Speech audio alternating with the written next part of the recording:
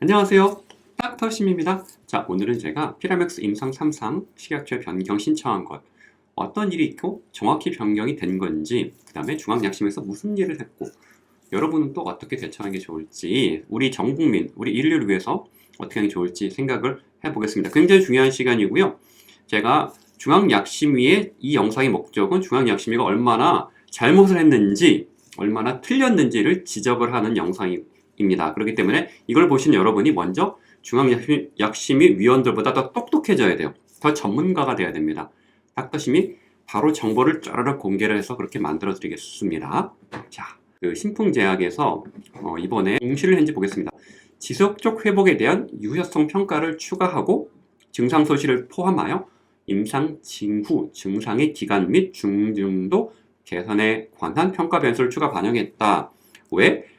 오미크론 유행, 높은 백신 접종률, 중증화율 감소, 이러한 현 질환의 양상 및 역학 변화를 반영하여 기존의 1차 유효성 변수인 중증 악화 예방에 더하여 이런 것들을 추가했다는 얘기입니다. 그러니까 증상 소실을 포함한 이런 것들을 추가했다는 얘기가 이제 취지입니다. 그리고 시험 환자 수는 그대로 유지를 했다. 그 다음에 중간 분석을 하지 않기로 했다. 자, 왜 이런 결론이 났는지 여러분을 그분들보다, 그 위원들보다 더 똑똑하게, 더 많은 지식을 가지게 더 전문가로 만들어 드리겠습니다. 우리 식약처에서 발행한 경증, 중증, 중등증 대상 코로나19 항바이러스 치료제 임상시험 가이드라인이 있습니다. 이 배경 목적은 코로나19 바이러스는 빠른 진화를 해서 새로운 변이주가 계속 출현합니다. 백신 접종을 해도 돌파 감염이 증가하고 대유행이 장기화되고 있어 치료제 개발의 중요성이 나날이 강조되고 있다. 이번에 이 가이드라인은 권고사항을 구체적으로 이제 제시를 합니다. 특히 전염성 감염병 상황에서 유연한 임상 수행이 가능하도록 간단히 배경 지식 알려드리면 바이러스 양이 증상이 이때 나타난다 그러면 이렇게 증가하다가 이렇게 감소하죠. 근데 3일째 정도의 바이러스 양이 거의 최대치가 되고요. 7일 정도 되면은요, 이제 거의 감소합니다. 증상의 경우에도 3, 4, 5일 정도에 이제 쭈쭈쭈쭈 이렇게 올라가다가 좋아지는 사람은 5일째부터 꺾여서 7일 정도 되면 많이 좋아지고요. 악화되는 사람은 7일 정도에서 확 이렇게 올라갑니다.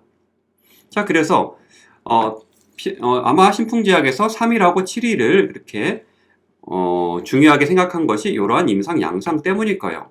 이게 mild, severe, critical 이렇게 가는 이런 임상 양상 머릿속에 넣어 두시고요. 팍스로비드 보시면 입원 사망이 88% 감소했다고 하죠.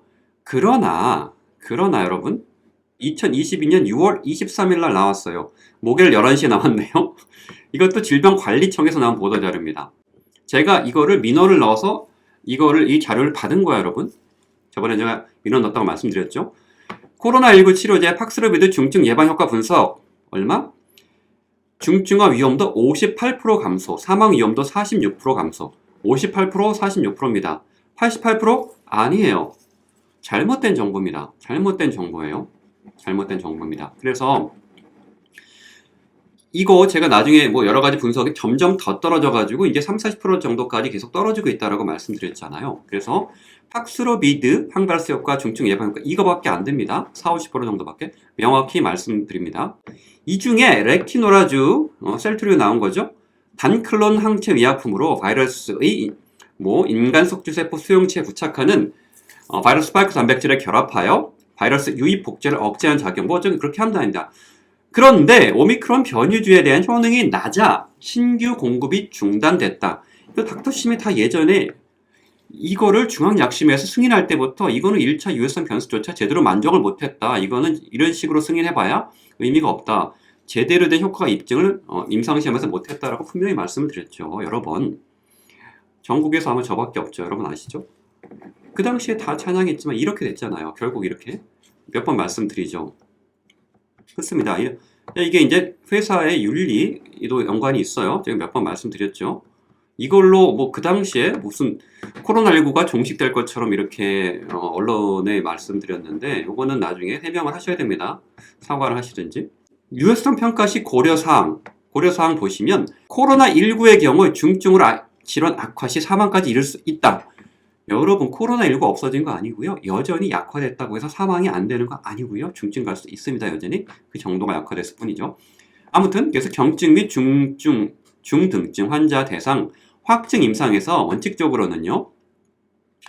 이상적으로는 1차 유효성 평가 배수로 중증 예방 효과를 평가하는 것이 가장 이상적이다. 이거는 맞아요. 그러니까 중증 예방 효과를 평가하는 것이 가장 이상적인 건 맞습니다. 그래서 코로나 초기에는 모든 약들이 다 중증 예방, 그러니까 입원을 얼마나 줄이느냐, 사망을 얼마나 줄이느냐 이런 것들을 다 치료약들을 다 이렇게 평가를 했잖아요. 그렇죠? 그런데 지금은 상황이 바뀌었다 이겁니다. 자, 백신 접종 증가, 오미크론증 변이주의 유행으로 중증 화율이 감소하는 추세입니다. 그래서 중증 예방 효과로 그걸 1차 유효성 평가를 한다면 몇천 명 가지고는 안 되고요. 수만 명, 수십만 명 이상의 대규모의 임상시험 대상자 참여가 요구될 수 있다는 거죠. 이것은 현실적이지 않기 때문에 임상 수행이 가능하지 않을 수 있다. 불가능하다는 얘기죠. 그만큼 많은 환자를 모집하는 것은 불가능할 수도 있다. 이거를 이제 식약처에서 인정을 하는 겁니다. 현재 상황이 오미크론 상황에서 중증 예방 효과, 입원율, 사망률을 평가하는 것은 맞지 않다라는 걸 인정을 하는 거예요. 이거 굉장히 중요한 얘기입니다. 이렇게 인정을 했습니다. 이런 문제점 해결을 위해 이런 문제가 있습니다. 해결을 해야겠죠. 표적 증상에 대한 개선 효과가 1차 유효성 평가 변수로 고려될 수 있다. 분명히 이렇게 얘기하고 있습니다. 중증 예방 효과를 평가를 하면 문제가 있기 때문에 표적 증상에 대한 개선 효과가 1차 유효성 평가 변수로 고려될 수 있고 바이러스 감소 및 중증 예방 효과는 2차 평가로 하면 된다는 얘기죠. 2차 유효성 평가로. 이게 바로 식약처의 권고사항입니다. 그러니까 현 상황, 오미크론 상황에서는 백신도 많이 맞고 중증 예방 효과로 가지 말고 표적 증상 개선 효과를 1차 유효성 평가로 하라는 얘기입니다. 아주 명확하게 권고가 되어 있어요. 게다가 한 단계 더 나가서 어떤 얘기까지 있냐면 코로나19 증상이 지속적인 소시에다가 바이러스의 감소가 확인이 될 경우에는 심지어 중증 예방 효과가 명확히 입증되지 않더라도, 그러니까 입원율이나 사망률에 대해서 통계적 유의성이 나오지 않아도 거기는 유의하지 않다 할지라도 증상만 좋아지면, 바이러스 좀 감소하고 증상만 좋아지면 긍정적 치료 효과를 기대할 수 있다. 약효로 인정할 수 있다는 얘기입니다. 확증 임상 3상에서 1차 유효성을 증상 개선 효과로 평가할 경우 다른 것들, 바이러스나 중증 예방은 2차로 간다. 다시 반복해서 나오고 있죠. 그렇죠? 그렇죠? 그리고 이렇게 증상 개선 효과를 평가한다면 중증 예방 효과는 심지어 통계적 유의성은 요구되지도 않는다라고 이렇게 확실하게 얘기해주고 있습니다. 이렇게 증상 개선 효과만 밝히면 그걸로 충분하다라는 얘기입니다. 중앙약심위원들이 뭐라고 하는지 제가 맞춰드릴게요, 여러분. 기대해 보십시오. 그리고 또 한 가지 이제 조금 다른 얘기지만 이것도 이제 짚고 넘어갈 게 있습니다. 적응적 연구 설계, Adaptive Design이라는 게 있습니다. 이걸 왜 하냐면은 신속한 임상 설계 진행을 위해서 이렇게 여러 가지 중간 분석을 할 수 있고요. 할 수 있습니다. 있다고 되어 있고 뭘 하냐? 그걸 기준으로 시험 대상자를 선정하거나 제외할 수도 있고 시험 대상자 수도 조정할 수 있다고 분명히 나와 있습니다. 이런 평가목도 할 수 있고 후속 연구 과정을 변경을 가능하다라고 분명히 이렇게 나와 있습니다. 식약처 권고사항입니다. 왜? 임상시험 설계 분석의 유연성을 부여하기 위해서. 지금 오미크론 상황으로 과거 델타와 다르게 상황이 바뀌었잖아요. 그러니까 당연히 이렇게 유연하게 상황에 맞추게 하려면은 이렇게 어댑티브 디자인 도입을 고려할 수 있다고 분명히 나와 있어요. 임상 시험상에 참여하는 코로나19 임상에서 경증, 중증 중에서 환자 수를, 참여 수를 줄였습니다. 그 다음에 기간도 늘렸습니다. 이게 승인이 났습니다. 그러니까 중간에서 이렇게 분석을 했나요? 중간에 이게 임상 디자인을 병입니다. 자, 왜 그러느냐? 그럼 다 이제 모집이 끝나는데 이렇게 변경해도 되는 것인가? 이렇게 주장할 수 있겠죠. 환자 투약은 모두 마쳤습니다. 그렇죠? 이미 모집이 끝났어요. 데이터를 잠그기 전이기 때문에 프로토콜 변경이 가능하다라고 이렇게 설명을 했고 실제로 변경이 됐습니다. 우리 그 조코바가 여러분 대한민국 약이 아니에요. 일본 회사에서 만들고 있는 그런 약입니다. 여러분 대한민국 약이 아닙니다. 일본 약이고요. 그래서 일본 실험 디자인을 제가 뒤져봤습니다. 봤더니 자 보십시오. 여러분 충격적인 건 사실을 알게 되시는데 이 실험 디자인을 보면은요. 자, 1차 유효성 평가 변수가 증상으로 나와 있어. 증상이 얼마나 소실될 때까지 기간으로 이렇게 딱 설정이 되어 있습니다. 그래? 근데 여러분 더 놀라운 게 뭔지 아세요? 이게 2022년 8월이에요. 8월 23일. 이게 원래는 그게 아니었습니다. 1차 유효성 평가 변수가 원래 이 증상이 아니었어요. 뭐였나? 보겠습니다. 자, 6개월 전에 원래 최초의 3월 달에 뭐였나 볼게요. 스터디 디자인 1차 유효성 평가 변수가 뭐였어요? 입원율, 사망률입니다. 입원, 사망. 이게 바로 중증 예방 정도죠. 이게 1차 유효성 평가 변수였습니다. 근데 중간에 8월 달에 6개월 만에 실험 도중에 변경이 된 거예요. 자, 이런 선례가 있습니다. 조코바라는 선례가 있어요. 어떤 선례입니다? 중간에 최초랑 다르게 최초의 제출한 거랑 다르게 중증 예방해서 1차 유효성 평가 변수가 증상 감소로 바뀐 선례가 있습니다. 첫 번째. 그 다음에 또 임상 환자 수도 바뀐 선례가 있습니다. 심지어 환자 모집이 완전히 끝난 상태에서 바뀌었다는 얘기입니다. 피라맥스도 여러분 그거 기억나세요? 임상 이상?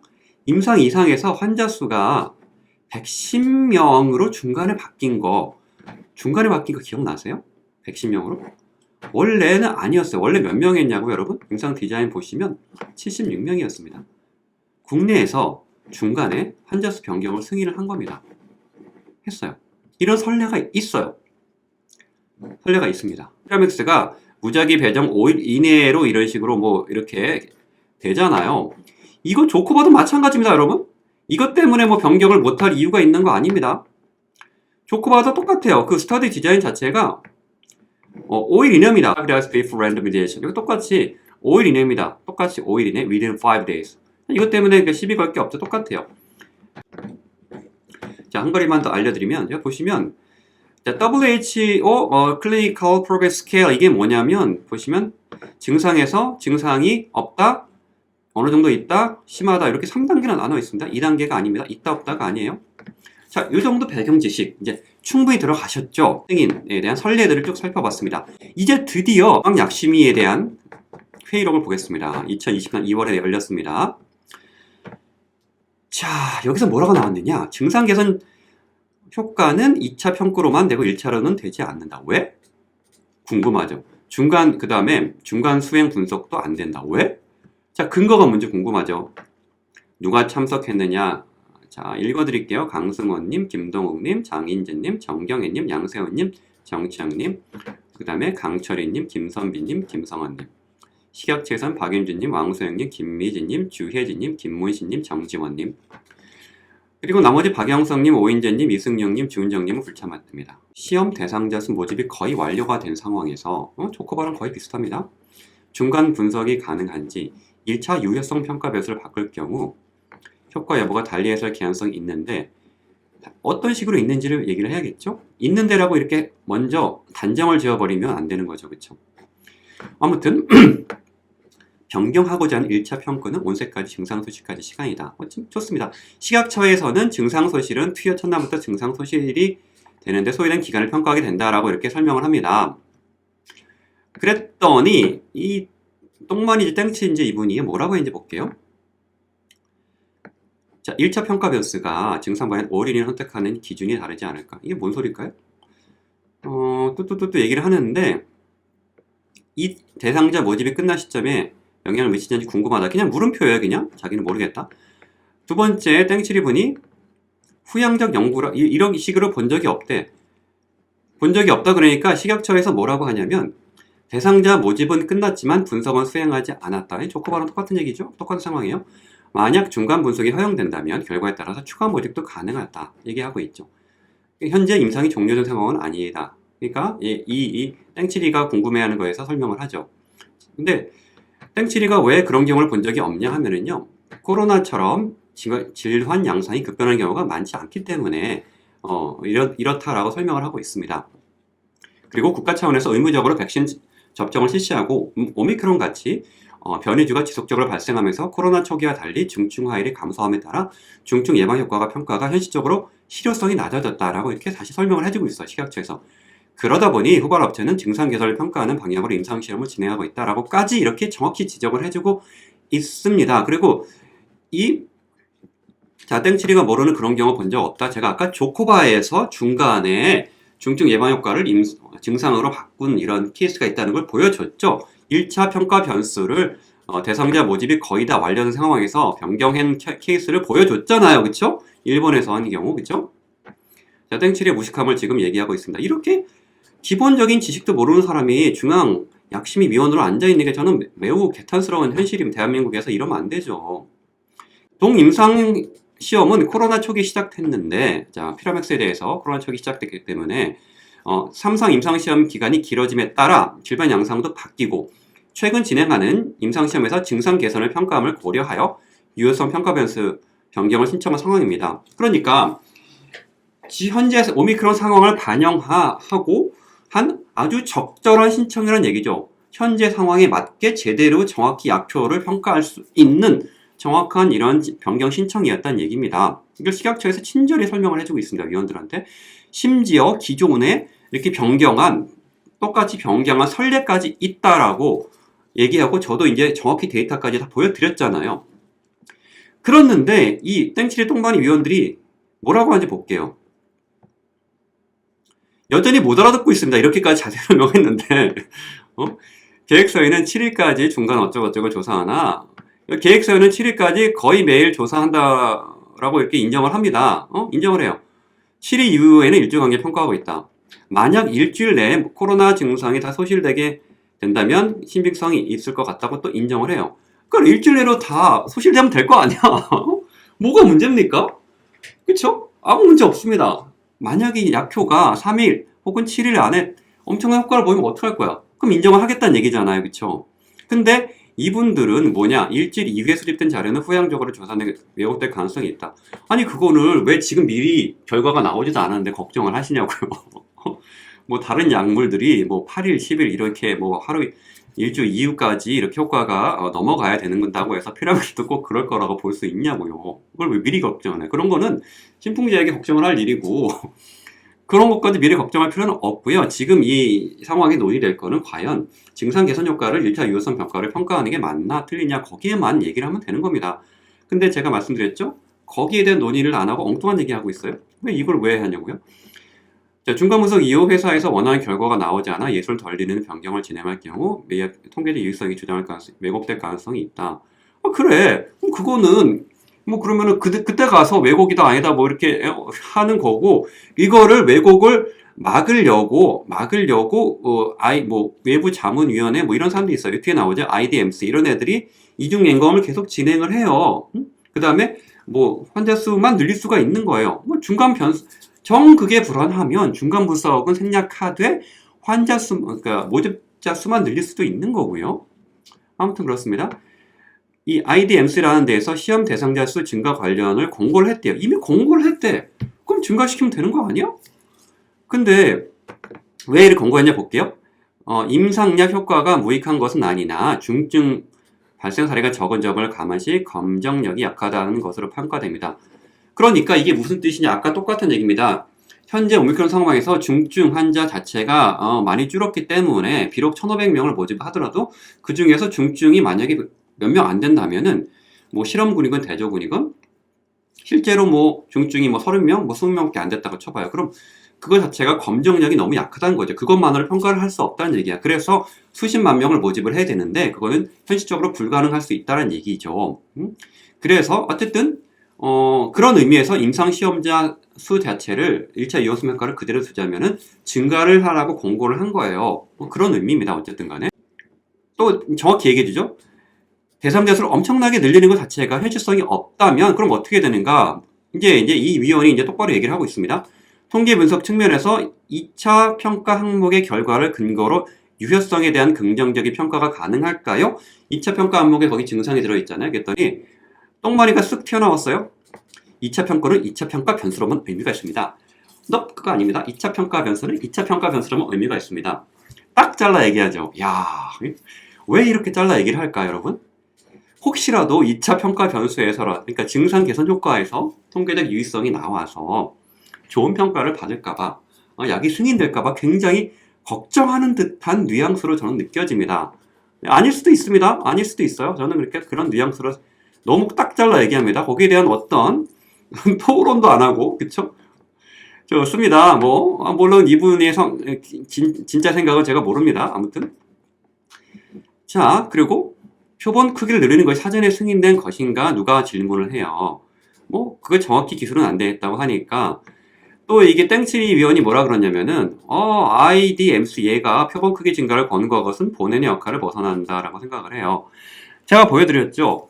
IDMC에서 원래 역할은 임상 참여자들이 안전성을 이제 확인을 하는 겁니다. 중간에 분석을 통해서 안전하지가 않은가. 근데 표본수 증가를 하는 것도 할 수 있어요. 본연의 역할을 벗어나는 건 아닙니다. 제가 아까 할 수 있다고 이미 다 보여드렸잖아요. 그쵸? 그러니까 땡치리 헛소리하고 있는 거고요. 이렇게 배경 지식이 없어요. 그 식약처의 권고사항도 안 읽어보고 들어온 겁니다. 여기 위원들이.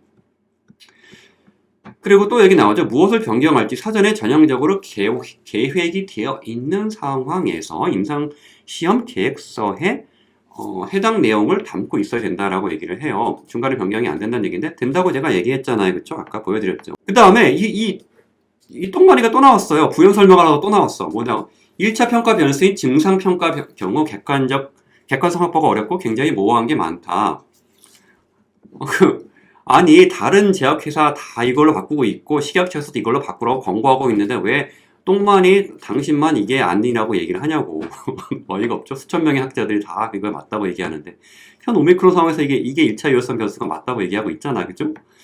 그 다음에 증상 없음, 있음, 많음 이런 식으로 평가를 한데 증상이 있다 없다만으로 객관적인 증상 개선을 판단하기 쉽지 않다. 그러니까 마치 피라맥스가 증상 있다 없다만으로 이제 판단을 하고 있다. 그렇게 계획을 제출했다라는 이런 식으로 그런 것처럼 얘기하고 있지만 그렇지 않아요. 3단계 WH 스코어가 있다고 얘기했죠. 그러니까 이 사람은 WH 스코어가 뭔지도 정확히 모르고 신풍에서 뭘 기준으로 계획서를 제출했는지도 모르고 있는 거예요. 아니 이렇게 사전 지식이 없는 사람이 어떻게 위원으로 앉아 있나요? 그쵸?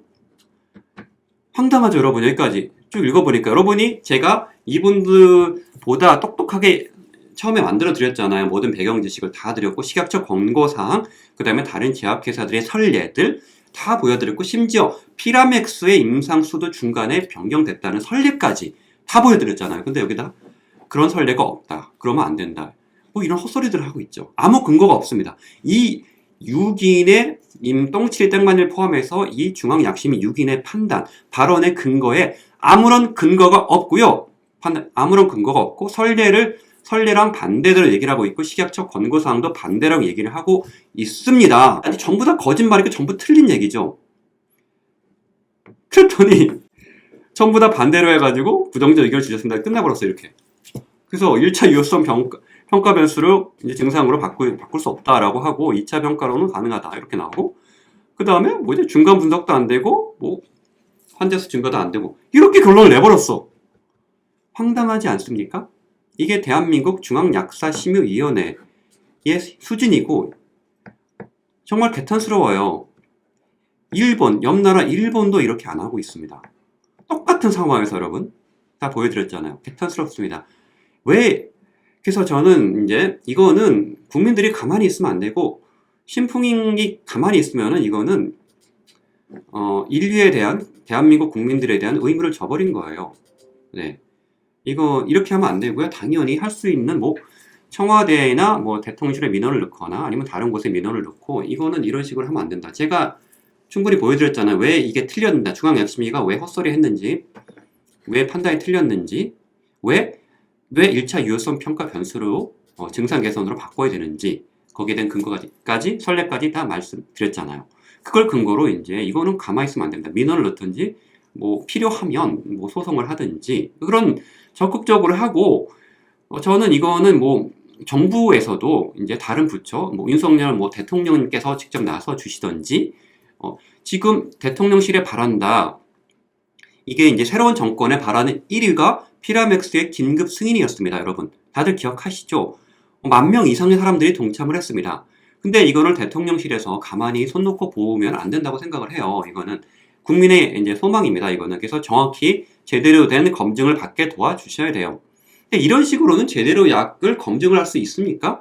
중앙약심위 이분들에 대한 검증을 먼저 해야 됩니다. 이분들의 학연, 지연, 어떤 위치에 있는 공직자를 뽑을 때 검증이라는 걸 하잖아요. 그래서 뭐 국회의원들이 질문도 하고 뭐 장관들을 이렇게 검증하는 것처럼 학연, 지연, 이해관계, 특히 제약회사들과 이해관계가 있는지 이런 거 검증해야 돼요. 왜냐하면 중앙약심위가 진짜 이런 중요한 것들을 결정할 권한이 있다면 이게 직권 남용이 될 가능성이 매우 높거든요. 이거는 지금 이분들의 한 결정이 결코 옳지 않고 근거가 없다는 것을 제가 누누이 자료를 이렇게 보여드리면서 말씀드렸잖아요. 그렇기 때문에 이분들 정말 양심적이고 그다음에 양심뿐만 아니라 지식도 좋고 이렇게 옳은 판단을 할 수 있는 그런 검증된 분을 앉혀야 되는 것입니다. 근데 지금 있는 분들은 그런 분들이라고 제가 인정을 할 수가 없습니다. 그렇죠? 여러분 그래서 중앙약심이 너무 권한이 막강합니다. 권한을 줄이거나 너무 검증을 확실하게 하거나 그래서 요거 이제 어떻게든지 좀 해결이 돼야 된다고 분명히 생각하고 합리적인 방향으로 증상 개선이 1차 유효성 평가로 도저히 못 올리겠다. 말을 번복할 수 없다. 그러면 이렇게라도 해야죠. 2차 유효성 평가로 나와도 경우에 따라서 약효를 인정할 수 있다. 이렇게라도 가야 되는 겁니다. 그렇죠? 네. 오늘 여기까지 하고요. 또 다음 영상에 찾아뵙겠습니다. 닥터심이었습니다. 닥터심. 닥터심 채널 구독해 주셔서 감사드립니다. 알림 설정해 주시고 멤버십까지 가입해 주시면 좀 더 빠르게 정보를 받아보실 수 있습니다. 항상 올바른 정보를 전달하겠습니다. 닥터심이었습니다.